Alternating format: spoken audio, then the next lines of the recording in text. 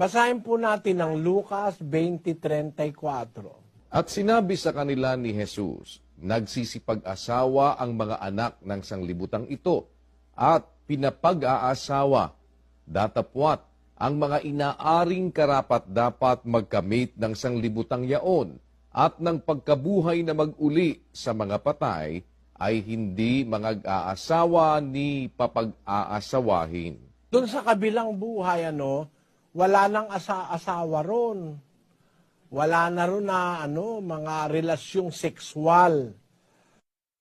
Kaya, ano ang mangyayari ron? Doon, para magkakapatid na tayong lahat. Pati asawa mo, pati tatay mo, pati lahat ng makakasama mo ron,